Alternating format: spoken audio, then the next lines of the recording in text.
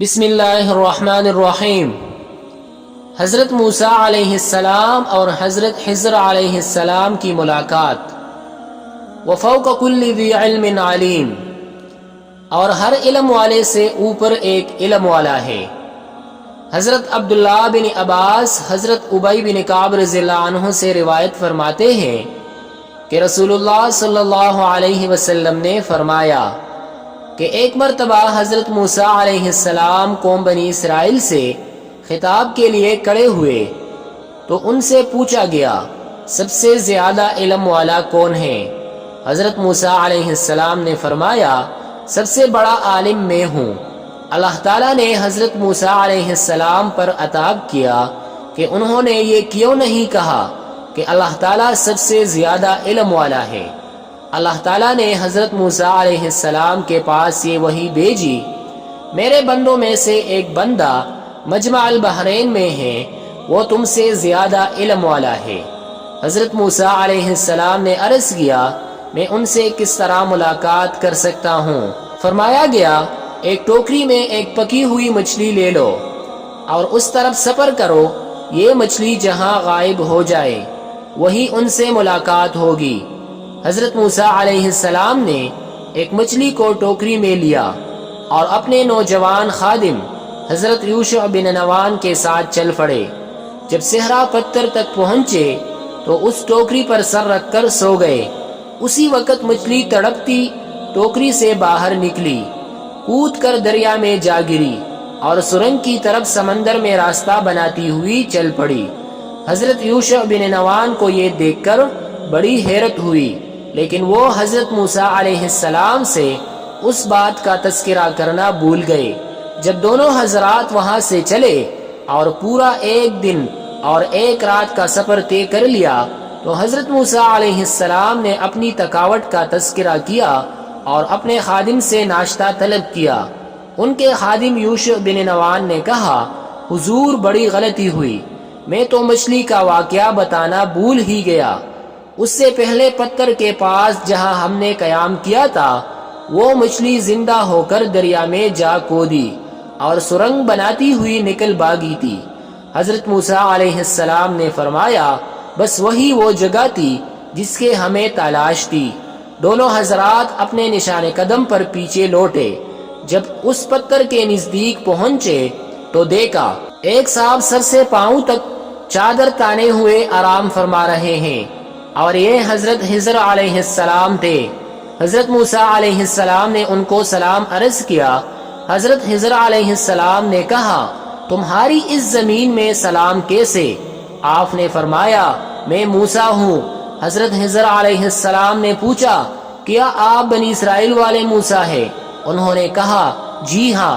حضرت موسیٰ علیہ السلام نے کہا، کیا آپ مجھے اپنے ساتھ رہنے کی اجازت دیتے ہیں تاکہ آپ مجھے ان نیک باتوں میں سے کچھ سکھا دے جو آپ کو سکھائی گئی ہیں؟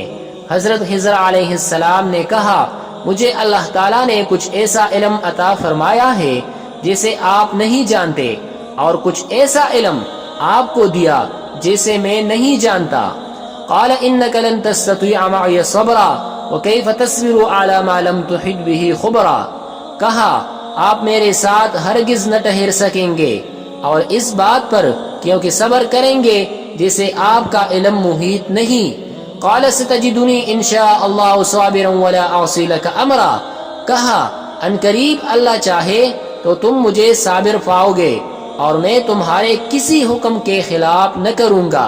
قال فإن اتبعتنی فلا تسألنی عن شیء حتی احدث لک منہم ذکرا۔ کہا، تو اگر آپ میرے ساتھ رہتے ہیں تو مجھ سے کسی بات کو نہ پوچھنا جب تک میں خود اس کا ذکر نہ کروں۔ اب دونوں حضرات دریا کے کنارے چل دیے۔ ان کے پاس کوئی کشتی نہ تھی۔ اتنے میں ایک کشتی کا ادھر سے گزر ہوا تو انہوں نے کشتی والوں سے کہا کہ انہیں بھی کشتی میں بٹھا لے۔ حضرت خضر علیہ السلام کو پہچان لیا گیا اور دونوں حضرات کو بغیر کرائے لیے سوار کر لیا گیا۔ انہوں نے دیکھا ایک چڑیا آ کر کشتی کے کنارے بیٹھی اور ایک یا دو مرتبہ اپنی چون سے سمندر کا پانی پینے لگی۔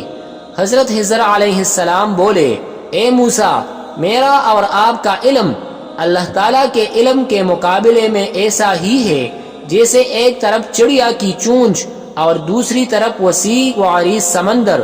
حضرت خضر علیہ السلام کشتی کے ایک تختے کی طرف گئے اور اس تختے کو نکال دیا۔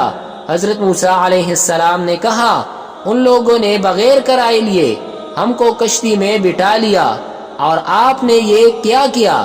آپ نے کشتی کو پاڑ دیا تاکہ کشتی والے ڈوب جائے۔ قال الم اقل لک انک لن تستطیع معی صبرا، اے موسیٰ کیا میں نے آپ سے نہیں کہا تھا کہ آپ میرے کام کو دیکھ کر برداشت نہیں کر پاؤ گے؟ حضرت موسیٰ علیہ السلام نے کہا، میری بھول پر آپ گرفت نہ کرے، اب ایسا نہیں ہوگا۔ پھر وہ دونوں چلے، دیکھا ایک لڑکا کچھ بچوں کے ساتھ کھیل رہا ہے۔ حضرت خضر علیہ السلام نے اس بچے کو مار ڈالا۔ حضرت موسیٰ علیہ السلام نے کہا، افسوس آپ نے بلا وجہ ایک بے قصور بچے کو مار ڈالا۔ حضرت خضر علیہ السلام بولے، کیا میں نے آپ سے نہیں کہا تھا کہ آپ میرے ساتھ نہیں رہ پائیں گے؟ پھر وہ دونوں آگے بڑھے، جب ایک بستی میں پہنچے تو بستی والوں سے کھانا طلب کیا، لیکن کسی نے ان دونوں کو اپنا مہمان نہ بنایا۔ آگے چلے تو اس بستی میں انہوں نے ایک ایسی دیوار پائی جو گرنے کے قریب تھی۔ حضرت خضر علیہ السلام نے اپنے ہاتھ سے اس دیوار کو درست کر دیا۔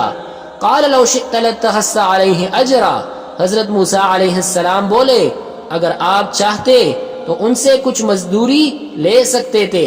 قال ھذا فراق بینی و بینک، حضرت خضر علیہ السلام بولے، اے موسیٰ اب یہ میری اور آپ کی جدائی کا وقت ہے۔ رسول اللہ صلی اللہ علیہ وسلم نے فرمایا، اللہ تعالی حضرت موسیٰ علیہ السلام پر رحم فرمائے، اگر وہ کچھ دیر اور صبر سے کام لیتے تو ان دونوں حضرات کے کچھ اور قصے ہمارے پاس پہنچتے۔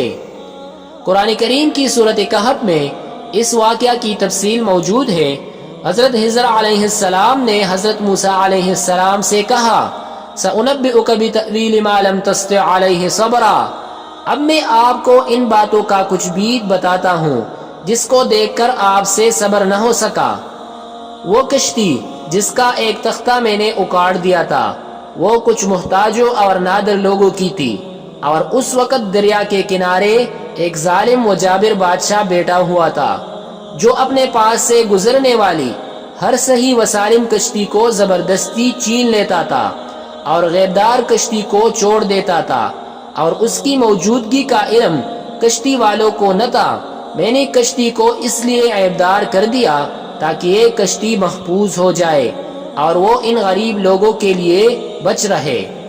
نمبر 2، وہ جو لڑکا تھا اس کی مقدر میں کفر تھا، لیکن اس کے ماں باپ مسلمان تھے۔ ڈر یہ تھا کہ کہیں ان کے ماں باپ اس کی محبت میں گمراہ نہ ہو جائے اور اپنے دین سے پھر نہ جائے، اس لیے میں نے اس بچے کو مار ڈالا تاکہ ان کا ایمان سلامت رہے، اور اللہ تعالیٰ ان کے صبر کرنے پر انہیں اس سے بہتر بدل عطا فرما دے۔ نمبر 3، اب رہی وہ بوسیدہ دیوار جس کو میں نے ٹھیک کر دیا۔ وہ دیوار شہر کے 2 یتیم لڑکوں کی تھی۔ اس دیوار کے نیچے ان کا خزانہ دفن تھا۔ ان کا باپ بڑا نیک آدمی تھا، تو آپ کے رب نے چاہا کہ ابھی وہ خزانہ محفوظ ہو جائے، اور جب یہ دونوں جوانی کو پہنچ جائے تو اپنا خزانہ نکال لے۔ حضرت خضر علیہ السلام نے فرمایا، وما فعلته عن امری ذلك تأویل ما لم تستطع علیہ صبرا، اور یہ جو کچھ میں نے کیا اپنے طبیعت سے نہیں کیا، ان کاموں میں یہ حکمتیں تھی جس کو دیکھ کر آپ برداشت نہ کر سکے۔ حضرت ابو ہریرہ رضی اللہ عنہ کی روایت میں مذکور ہے، حضرت خضر علیہ السلام تو بالیقین ہے، لیکن آپ کے نبی ہونے میں اختلاف ہے۔ فائدہ، اس حدیث اور اس واقعہ سے یہ معلوم ہوا کہ آدمی ہمیشہ علم کے طلب میں رہے، اگرچہ وہ بڑا عالم ہو، جس سے علم سیکھے۔ اس کے سامنے تواضع و ادب کا مظاہرہ ضروری ہے، اور حصول علم کے مقصد سے دور دراز تک سفر کرنا جائز ہے، بلکہ سنت انبیاء ہے۔